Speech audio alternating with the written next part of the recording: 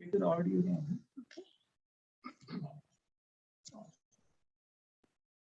can start. Salawat. Allahumma salli ala Muhammad. Bismillahirrahmanirrahim. Wasyamsi waduhaha. Wal qamari iza talaha. Wan nahari iza jallaha. Wan layli iza yaghshaha. Was samai wa ma banaha. Wal ardi wa ma dahaha. Wa nafsin wa ma sawwaha. Wa alhamaha fujuraha wa taqwaha. Qad aflaha man zakkaha. Wa qad khaba man dassaha. Kadzabat Thamudu bitaqwaha. Idzan ba'atha ashqaha. Faqala lahum rasulullahi naqatallahi wa suqyaha. Fakadzabuhu fa'akharuha. Fadamdama alaihim rabbuhum bidhanbihim fasawwaha. Wala yakhafu uqbaha. Allahumma salli ala Muhammad wa ali Muhammad.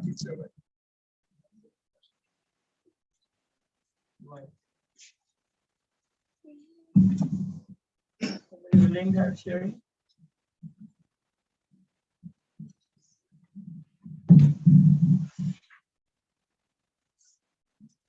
Allahumma salli ala Muhammad wa ali Muhammad.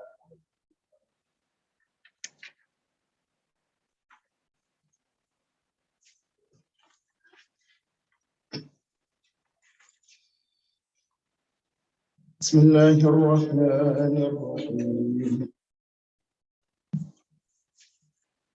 اللهم صل على محمد وآل محمد. اللهم إني أفتتح الثناء بحمدك وأنت مسدد بالصواب عنك.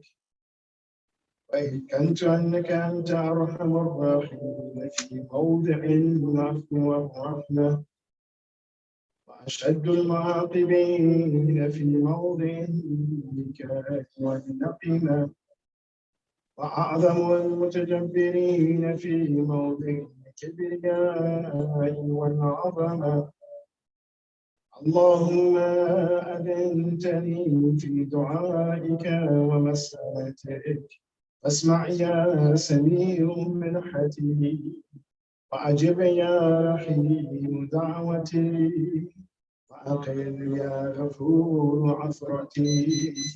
فكم يا إلهي من كربة قد فرجتها، وحموم قد كشفتها، وعثرة قد عقلتها، ورحمة قد نشرتها، وحلقة بلاء قد فككتها.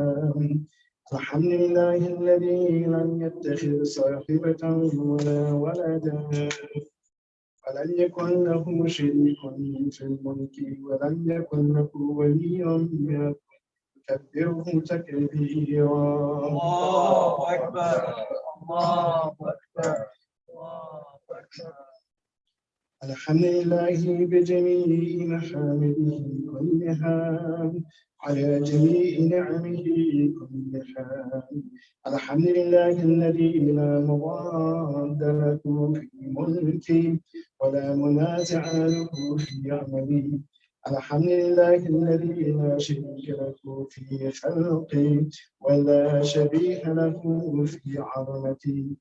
الحمد لله الفاشي في الخلق أمره، والحمد الظاهر بالكرم مجد، الباسط بالجود بيده، الذي لا تنقص خزائنه ولا يزيده كثرة العطاء إلا جودا وكرما، إنه هو العزيز الوهاب. اللهم إني أسألك قليلا من كثير مع حاجة بي إليه عظيمة وغناءك عنه قديم، وهو عندي كثير وهو عليك سهل يسير. اللهم إن عفوك عن ذنبي وتجاوزك عن خطيئتي وصفحك عن ظلمي وسترك عن قبيح عملي وحلمك عن كثير جرمي عندما كان من خطاي وعمدي أطمعني في أن أسألك ما لا أستوجبه منك، الذي رزقتني من رحمتك وأريتني من قدرتك وعرفتني من إجابتك، وصرت أدعوك وأسألك مستأنسا لا خائفا ولا وجلا مدلا عليك فيما قصدت فيه إليك، فإن أبطأ عني تبدو بجهلي عليك، ولعل الذي أبطأ عني هو خير من بعلمك بعاقبة الأمور.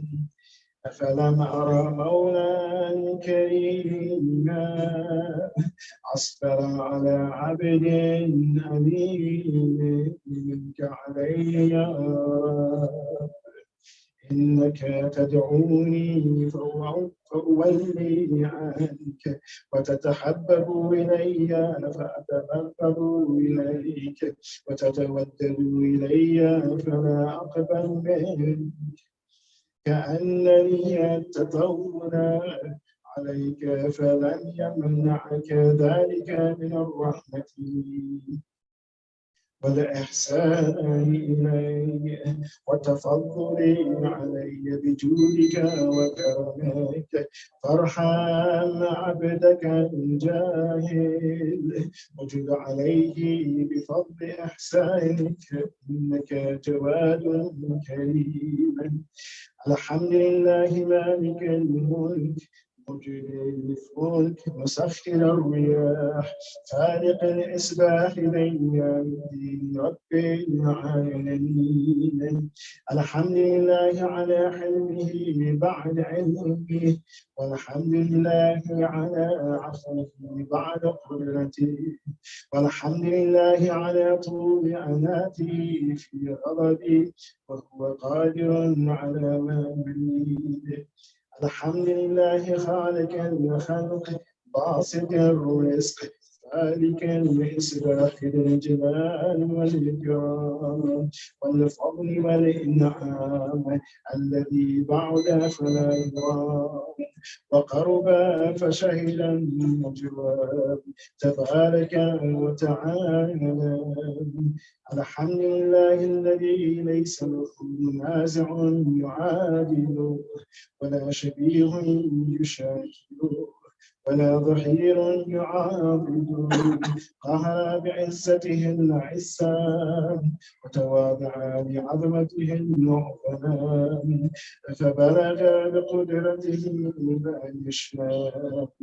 الحمد لله الذي يجيبني حين أنادي ويستر علي كل عورة وأنا أعصيه ويعظم النعمة علي فلا أجاسي، فكم من موهبة هنية قد أعطاني وعظيمة مخوفة قد كفاني وبهجة مونقة قد أراني، فأثني عليه حامدا وأذكره مصبحا.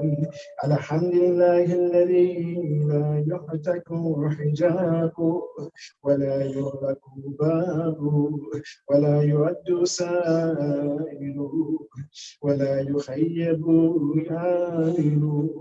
الحمد لله الذي يؤمن الخائفين وينجي الصالحين ويرفع المستضعفين ويدعو المستكبرين ويهلك ملوكا ويستخلف آخرين.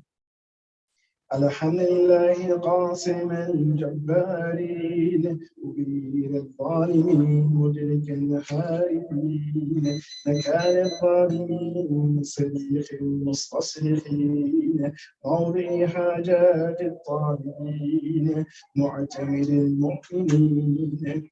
الحمد لله الذي من خشيته ترعد السماء سكانها وترجف الأرض وأمارها وتموج البحار ومن يسبح في غمراتها.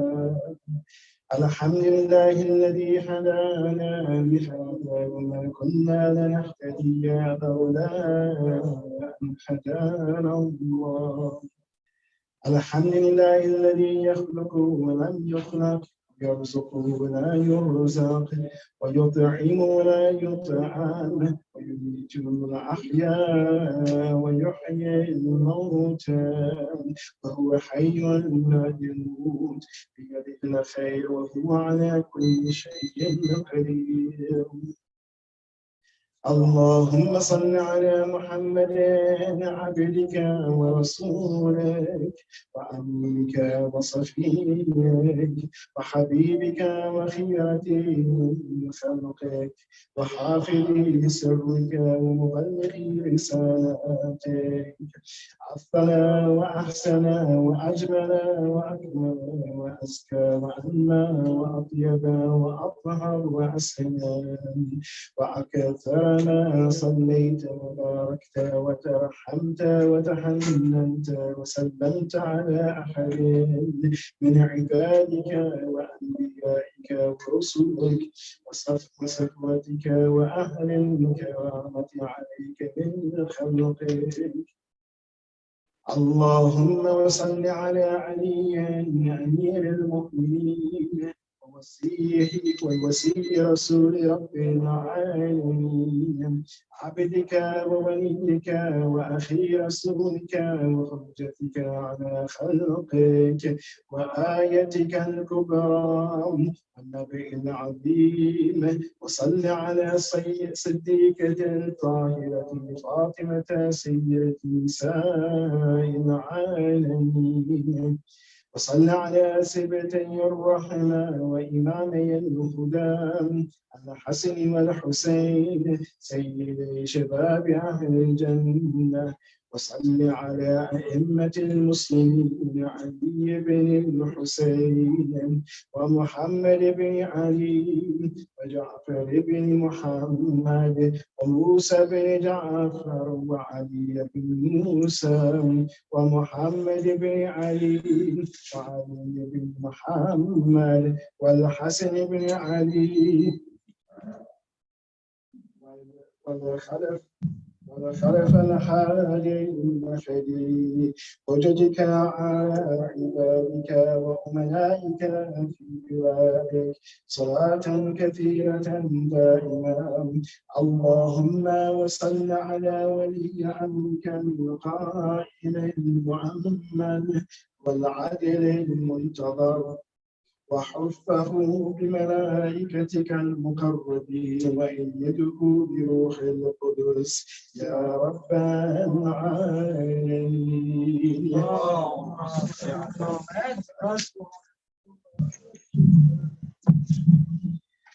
اللهم اجعله الداعي إلى كتابك والقائم لدينك واستخلفه في الأرض كما استخلفت الذين من قبله. مكن له دينه الذي ارتضيته له وأبدله من بعد خوفه أمنا يعبدك لا يشرك بك شيئا. اللهم أعزه وأعزز به وانصره وانتصر به وانصره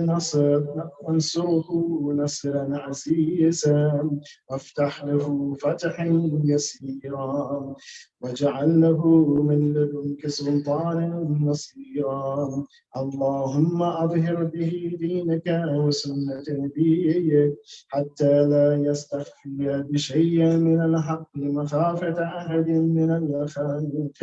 اللهم إنا نرغب إليك في دولة كريمة تعز بها الإسلام وأهله وتذل بها النفاق وأهله وتجعلنا فيها من الدعاة إلى طاعتك والقادة إلى سبيلك وترزقنا بها كرامة الدنيا والآخرة.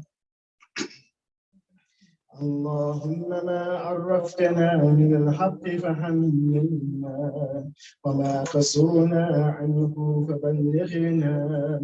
اللهم المم به شعبنا وشعب به صدعنا وارتق به فتقنا وكثر به قلتنا وأعزز به ذلتنا وأغني به عائلنا وقري به عنا غرمنا واجبر به فقرنا وسد به خلتنا ويسر به عسرنا وبيض به وجوهنا وفك به أسرنا وأنجح به طلبتنا وأنجز به مواعيدنا واستجب به دعوتنا وأعطنا به سؤلنا وبلغنا به من الدنيا والآخرة آمالنا وأعطنا به فوق رغبتنا يا خير المسؤولين وأوسع المعطين. اشفي به صدورنا وأذهب به غيظ قلوبنا واهدنا به لما اختلف فيه من الحق بإذنك إنك تهدي من تشاء إلى صراط مستقيم وانصرنا به على عدوك وعدونا إله الحق. آمين. اللهم إنا نشكو إليك فقد نبينا صلواتك عليه وآله وغيبة ولينا وكثرة عدونا وقلة عددنا وشدة الفتن بنا وتظاهر الزمان علينا. وصل على محمد وآله وأعنا على ذلك بفتح منك تعجل وبضر تكشف ونصر تعز وسلطان حق تظهر ورحمة منك تجلبناها وعافية منك تلبسناها برحمتك يا أرحم الراحمين. وصلى اللهم على سيدنا محمد وآله الطاهرين. اللهم صل على محمد.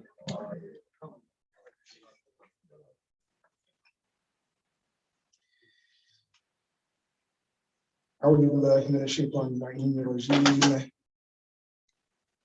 بسم الله الرحمن الرحيم وبه نستعين.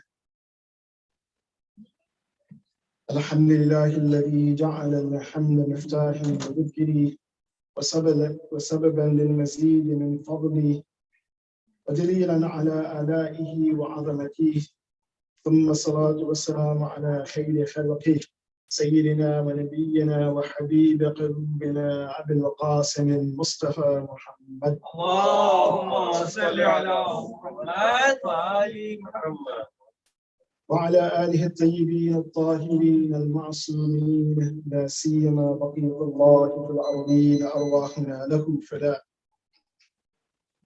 أما بعد فقد قال الله سبحانه وتعالى في كتابه الكريم: بسم الله الرحمن الرحيم.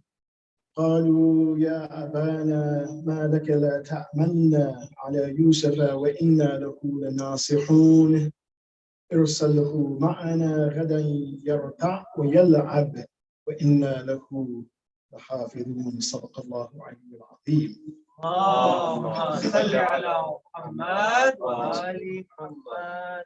Assalamu alaikum wa rahmatullahi wa barakatuh. First, I would like to say it is an honor to be back here in New Jersey on the Mu'mineen, Mu'minat. For this part of Ramadan, I have selected a topic by the title of Approaching the Quran to Develop a Balanced Lifestyle. So what does this mean? First, we need to understand two things from this topic: the Quran, and secondly, this idea or concept of a balanced life. What is that? And what does it entail? So when we look at the Quran, and mashallah, this is the month of Ramadan, it is the month of the Quran, as Allah subhanahu wa ta'ala, He states, شهر رمضان الذي أنزل فيه القرآن هدى للناس وبينات من الهدى والفرقان. So this is one of the things that we understand about the Quran, that it was revealed in this blessed month of Ramadan, and it was revealed as a guide, hudan linnas, not just for the Muslims, not just for us. Hudan linnas. So it is the guide for all of mankind. Likewise, when we refer back to the Quran itself and how Allah subhanahu wa ta'ala speaks about this revelation, and subhanAllah, in the Quran we can find Allah subhanahu wa ta'ala speaking about all the revelations He sends. And this is one of the unique things about this final revelation of Allah subhanahu wa ta'ala. You will see that all the other religions, they don't talk about other religions or other, again, there's only one religion, and that is Islam, to submit to Allah subhanahu wa ta'ala. But when you see again, that message that comes from Allah subhanahu wa ta'ala, and at least what has been preserved of it, perhaps that which was removed or erased when Allah subhanahu wa ta'ala, He's speaking about what is to happen in the future and the prophets who are come, you see that there's little mention about that. But in the Quran, Allah subhanahu wa ta'ala, He speaks about the Torah, He speaks about the Injil, He speaks about all of those revelations that He has sent to His prophets. But here we just want to focus on the Quran, because developing balanced lifestyle by this final revelation of Allah subhanahu wa ta'ala is important. Why? It is hudan linnas. It is the most complete guidance for mankind. So the Quran, in a sense, it speaks about itself, as Allah subhanahu wa ta'ala speaks about it. It is also a reminder, dhikr. And this is why it mentions all those other revelations. It is to remind everyone about that revelation that Allah subhanahu wa ta'ala sent to mankind, and that which was not changed, because this is also one of the things that the Quran it speaks about. It is that criterion, it is the furqan, that if you want to see that what is correct from all those other revelations, Quran, it is the criterion to understand that what hasn't been changed and what is really authentic from Allah subhanahu wa ta'ala. The Quran is that book, La rayba fi. In other words, not simply that there's no doubt in the book, but if we have some doubt in our lives or confusion about anything, what do we return to? We return to that source that in it there's no doubt, and therefore it will help us to remove our doubts. The Quran, just so that we understand as well the weightiness of the Quran.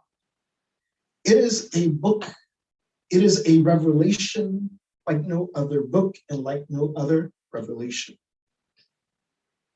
And this is why Allah subhanahu wa ta'ala, He places that challenge. He says, "Fa'tu bi suratin." That if you think that this is from anyone, from any, so bring a chapter. And somebody said, bring an ayah, simply an ayah. And there's no time to go into the detail of that, but it is quite often that challenge that Allah subhanahu wa ta'ala puts forth is not given justice, because Allah says, He puts that challenge forth, and then He says, and bring your shuhada. Bring those who will believe in that which you bring. That there's no contradiction in it. If you think you can bring a surah or even an ayah like this one. But that's very deep matter. Maybe at some other occasion we'll speak about that. The Quran, it is something that we should not neglect as well. As Allah subhanahu wa ta'ala, He speaks about it. He's made it easy to remember. There's at least a portion of the Quran we should memorize. Yes, of course, for our salat, which is some sense that we should memorize, but if we haven't memorized, and this is the beauty of Islam, that even if you're holding the Quran while you're making salat, then that's fine, because you haven't memorized. However, Allah subhanahu wa ta'ala has made it easy to memorize. So why not put that effort forth to memorize it? Allah subhanahu wa ta'ala, He also says, and we'll segue into this idea of balanced life from here, that why the Quran, why we should use the Quran, why we should approach the Quran, that is easy to memorize, that reminds us of all the revelations before. In other words, why is Allah reminding us of all those things? Because He set forth those principles, not simply in this century, long time ago, since the beginning of creation, but mankind deviated from those principles. So Allah is constantly reminding. But the Quran is a guide to the most upright way of life. Allah subhanahu wa ta'ala says, Inna hadha al-Quran yahdi ila allati hiya aqwam. So this book, the Quran, He says, surely this Quran, Inna hadha al-Quran yahdi, it guides mankind ila allati hiya aqwam, to that which is the strongest, qawi from al-aqwam, that which is the most upright way of life. He guides us to that which there's a balance in it. Because the most upright way of life is a balanced life. It is not a life that is to either extreme, as I say, ifrat or tafreet, that one goes overboard and overzealous about something, which takes things often out of context, or is just so lackadaisical that they're not doing anything. Islam brings about balance. But if we follow the program of Allah subhanahu wa ta'ala with regards to how to live, then it will bring about a balance. And we need that balance in 7 things. And this is something that many authors have written about. One author I read recently, Good John. His name was kind of funny because his actual name was John, but then he began to delve into spirituality and actually went to practice yoga and things like that. So he was called by his teacher Bad John. So John, and then Bad John became Good John. So he took on that name as Good John. But anyway, what he writes about, and it's true, he says this is not from any particular religion, not from any particular philosophy, but these ideas and concepts are universal. Why? Because these are universal needs of mankind. That in 7 things that we need in our life, we need in order to, and we need to find balance in those things in order to, live a life where we are prosperous, live a life where we are happy, live a life where, inshallah, we are content with life. And inshallah, over these next nights, I will speak about these 7 things. Inshallah, definitely will not be able to exhaust the topic in itself, but at least we will cover them, give some idea about these 7 topics that are here on the infographic. And we'll try to take maybe 2 lectures for each topic. So what are these 7 things that we need to find balance in? Number one, in excitement or in fun, in our creative self. And of course, there are different titles and different names that individuals have given to these 7 things. So I may use them interchangeably with different ideas. Second is security, to feel that we are secure in our life. And when we get to that, we'll speak about it. And security, and all of these have multiple aspects about them. The third thing is strength, our individual strength. We need to find strength in ourselves and who we are, in our personality, in ourselves, and be confident in ourselves. But again, not to the extreme, balance. Not being overconfident where we're arrogant, or not having no confidence in ourselves where we become timid and cowardly. So we have to find individual strength. We all need love and relationship. Allah subhanahu wa ta'ala, he even says in the Quran, he creates us from pairs. Inshallah, we'll get to all these things. I just want to enumerate these things for right now. Expression. We all need to be able to express ourselves, to be able to contribute to our families, to our society, or any of our networks that we have.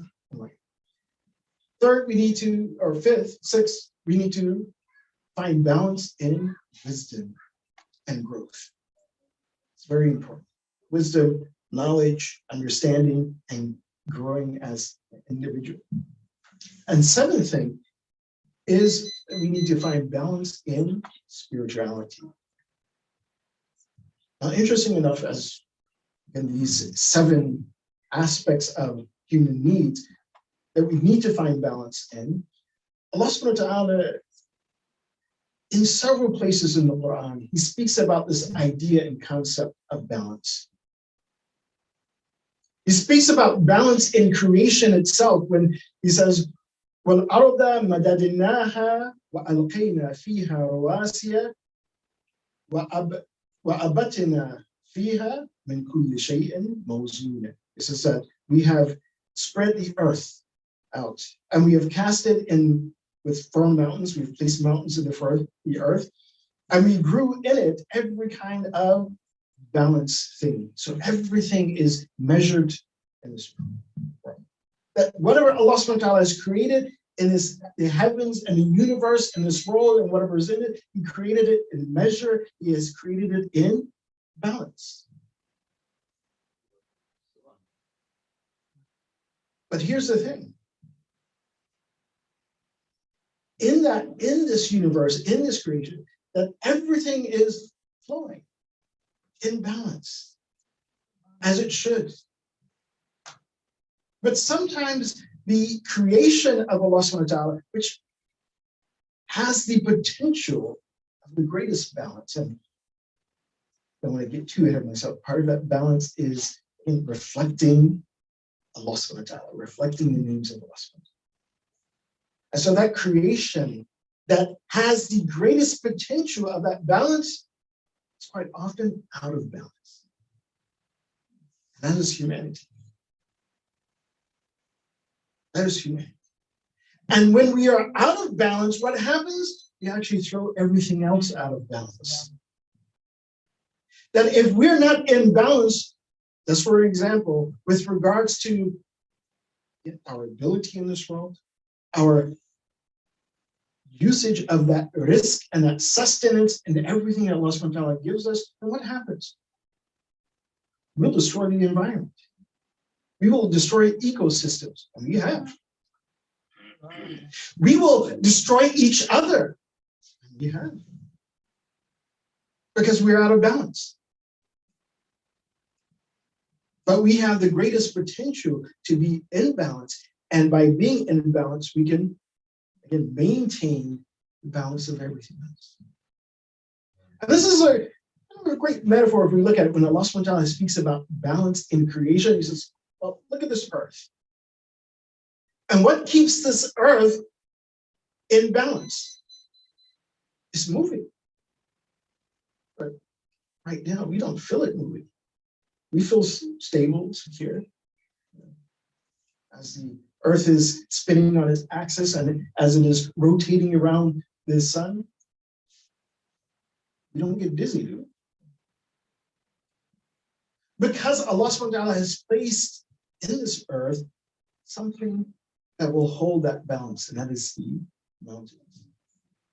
To some extent, this should be like us as well. Not simply on the earth, but in this universe, that if we are in balance, we will be those anchors in this universe. Keep everything in balance. The environment, the ecosystem, the justice between humanity. But when we are out of balance, look at how many things get affected when we are out of balance.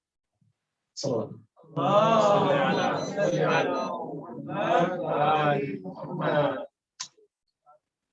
Allah subhanahu wa ta'ala, He also speaks about this balance just so that we understand that this is a topic that we need to be aware of and we need to pay attention to. That Allah subhanahu wa ta'ala, He also speaks about this balance in life. In Surah Al-Qari'ah, Allah subhanahu wa ta'ala, He states, and as for those who وَأَمَّا مَنْ ثَقُلَتْ مَوَازِينُهُ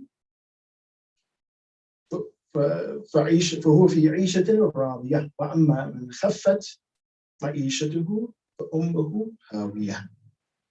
This is that individual, and again, this idea of a scale, because when you think about balance, the first thing comes to your mind is a scale. You have two sides of a scale. And so that scale in its best state is when it's balanced. Or at times, and again, Allah subhanahu wa ta'ala speaks about here, yes, we can take that scale and we can tilt that scale to the point that, yes, our good deeds are greater. And when the good deeds are greater, that scale is in balance, for sure. When our bad deeds are greater, then that scale will be out of balance. This is just for us to reflect and to think about, to ponder about. One of the very well-known hadith of Rasulullah sallallahu alaihi wasallam. I'll just end this as one or two more points with regards to just the importance of this. So that hadith of Rasulullah, does anyone know where it reflects this idea and concept of balance? This is khayru umur awsatuha. The best of affairs is the middle. If you take the middle path, then that is the best of affairs. Allah subhanahu wa ta'ala, He has brought us forth ukhrijat ummatan wasataha. The middle. In the middle of what? In the middle of what? If we say that, well, this is the last revelation of Allah subhanahu wa ta'ala, then what are we in the middle of? Well, perhaps you could say that, well, the middle of whatever the revelations of Allah subhanahu wa ta'ala began and Yawm al-Qiyamah, or the middle path of the Abrahamic faith. Because if we look and examine a bit, some, and of course, quite often we are out of balance too. But if we follow this program that Allah subhanahu wa ta'ala has in the Quran, then you'll find it. Some emphasize the law to the extent that everything else gets blurred. Some emphasizes spirituality to the point that the law is not. But those who follow that program of Islam, and this is Islam with a capital I. And what I mean by Islam with a capital I, Allah subhanahu wa ta'ala only revealed one religion. That was Islam. From the time of Adam. Even those who are, they say, oh, well, they're Jewish or they're Muslim or Christian, if they were on that path and they lived by that revelation of Allah subhanahu wa ta'ala, then they submitted to Allah subhanahu wa ta'ala. They submitted to Allah subhanahu wa ta'ala. But those who stray from that path, either are going to emphasize one aspect of the deen and we ask Allah subhanahu wa ta'ala for khairud dunya wal akhirah. Not just khairud dunya. Not just for khairul akhirah, khairud dunya wal akhirah. In that, there's a balance. So inshallah, we may speak a little bit more on that, but I want to at least dive into the first topic of these 7 aspects in which we need to find balance in. And some will begin with a different topic. They'll start with security. This is the first. But I'm going to begin with excitement and fun and creativity. Why? Because most of our lives and what we remember of our lives actually begins with that. And within the hadith of Ahlul Bayt alayhim wasallam, we find the same thing. We said when you have a child, what happens to them in the first 7 years? Leave them. Yala'ab, let them play. You leave them and you let them play for 7 years. وَتُعَلِّمُهُمْ سَبْعًا. And so after the first 7 years they are playing, then you begin to teach them. But the question is, so once you begin to teach them after the first 7 years, does all the playing now leave it? No, you just have to be serious now. I let you play for 7 years. Now everything is absolutely serious. Sometimes this is what we think. Oh, well, why are my children playing? Oh, I have a son who's 20-some years old and he's still playing video games. When is he going to get his act together? Focus on college. Why are you playing these games? These are part of the reality of these days. Oh, when I grew up, yes, there was a point that I played, but then there's a point that I realized that no, life is serious. Life is serious. There are responsibilities. So how do we deal with this as parents, as a community, and how do we find that balance? And that thing which we all start our life with, which is playing, having fun, excitement. And when we get older, does all that go out the window? Oh, well, we're 50-something, we're 80-something. No time to have fun. You just have to be serious. Or is there another thing that we should be looking at? If we look at, just so we'll have an understanding of it, because we need to approach the Quran to find the source of this balance. Allah subhanahu wa ta'ala, he states in Surah Yusuf, chapter 12 of the Quran, we go to verse 11 and verse 12. And this is a story of Yusuf when his brothers, they went to their father, Yaqub, and they asked their father that, send Yusuf with us.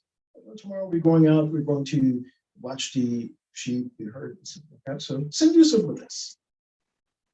And by this time, Yusuf is not, he's beyond that first period of 7 years old. He had seen that vision, that dream, and his father told him, says, look, don't tell your brothers that dream. Why? Because Yaqub and Nabi Yaqub, he knew that this had a meaning, that it was that Yusuf, that the Nubuwwah would be in Yusuf, that he will be a prophet. Yusuf had, as a young boy, he understood that. Within our Aqidah, at least as we understand, that we know that the prophets, that even from a very young age, they knew they were prophets. And this is why their life was a certain way, even from a young age. So they didn't indulge in sins or those sins which were wrong. But we know that when this aspect came, when the brothers, they began to plot against Yusuf, it was beyond that age of 7, according to some accounts, maybe 11, 12, somewhere around. But he was not that first 7 years old period. And so what did the brothers tell their father? It says, قَالُوا يَا أَبَانَا مَا لَكَ لَا تَأْمَنَّا عَلَى يُوسُف. That, oh, our father, why don't you trust us with Yusuf? وَإِنَّا لَهُ لَنَاصِحُونَ. And you're those who are, we care for him. We'll look after him. أَرْسَلْهُ مَعَنَا كَيْ يَرْتَعْ وَيَلْعَبْ إِنَّا لَهُ لَحَافِظُونَ. Send him with us tomorrow so that he can play. So that he can play. And we will protect him. And here's an interesting concept that Allah subhanahu wa ta'ala he puts in this word. He doesn't say just yala. He says yarta yala. What is yarta? Yarta means that, oh, well, he'll be free and he'll be able to run free. In other words, there was an incentive in it for Yusuf himself. That, oh, hey, Yusuf, hey, come with us. Yarta went yala. Yarta, so we can understand the idea and concept here, is that it's often, yarta is also used for, rata is often used for cattle or sheep when they're roaming. And if a person who has a herd, and this is why sometimes in the tafsir, some of the mufassirin, they say that, oh, well, Yusuf, he was going to play with the sheep, and among the sheep, to run with them. Because when you let the herd and the sheep, you let them go and you're not cornering them off, this is your time. You let them in the pastures to run all over the pastures. And while the sheep or the herd is running all over the pastures, later when you want to collect them, then you run after them and you begin to circle them off and bring them all together so you can direct them. But before you do that, you let them roam freely. So the concept of yarata, so he will be free. He will enjoy himself. And this is how it's translated sometimes as well. Oh, he'll be free, he'll be relaxed, he will enjoy himself, and he will play. Even though he will play and be free, inna lahu lahafidun.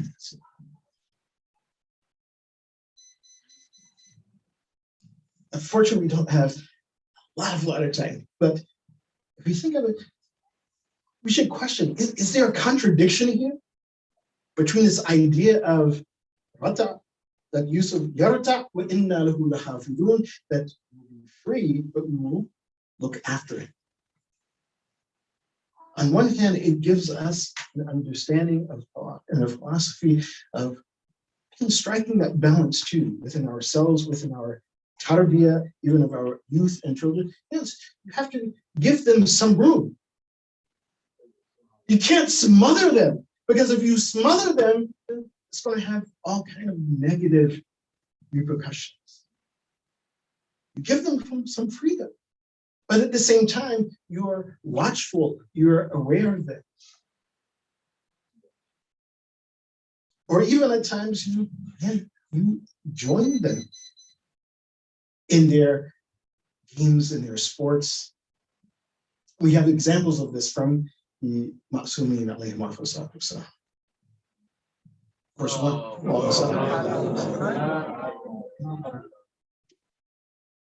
Of course, one of the most well-known examples that we have is Rasulullah sallallahu alaihi wasallam, that he would put Imam Hassan, Imam Hussein on his shoulders, and according to some of the narrations, that Prophet, according to some, that he had braids, that he would braid his hair, and they would hold onto his hair, and they would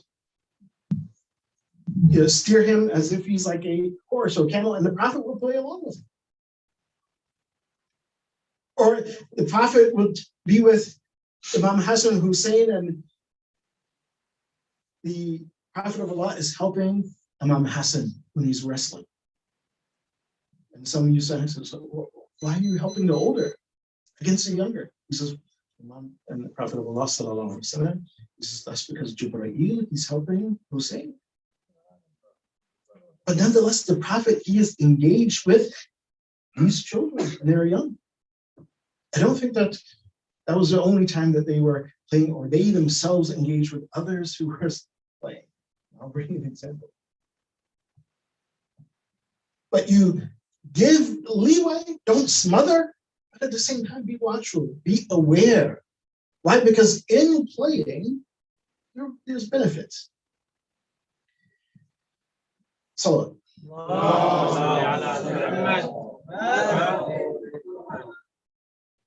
so much so, I just want to segue here, just so that you will understand the benefit of having excitement in our lives, playing, making sure that there's excitement, there's fun in the lives of our youth. In several ahadith, one of them from Imam Musa Kadhim alayhi and the other from Rasulullah sallallahu alaihi wasallam. They list 4 things. They said that a person should divide their time into 4 times. Perhaps you've heard this hadith before. But just to summarize, I'm not going to go through the whole hadith. So, time for worship. In the hadith of Imam Musa Kadhim, self-evaluation in worship in the hadith of Rasulullah. This is kind of giving the difference. In the hadith of Imam Kadhim, a second part of the time of your time is for your livelihood. So it's not simply your day, it could be your day, just your time management, your livelihood. Third time is a time for spending with friends. In the hadith of the Prophet, he says spending time with the people of knowledge. And you'll see how they fit into these 7 categories. And then the 4th category, Imam says for playing, for doing something that will give your nafs ladha, that your nafs will enjoy. Someone saying, what? Subhanallah? Our nafs? Yes, something that your nafs will enjoy, but it has to be halal. It has to be halal. And what's more, what the Imam says, he says, وَبِهَذِهِ السَّاعَةِ, meaning with that 4th hour or 4th period of time that where you are enjoying yourself, you're having fun, you have some excitement in life. He says, وَبِهَذِهِ السَّاعَةِ تَقْدِرُونَ عَلَى ثَلَاثَةِ سَاعَاتٍ. He says, by having that enjoyment and fun in your life, he says, you'll be able to make it to all those other 3 sides. You worship.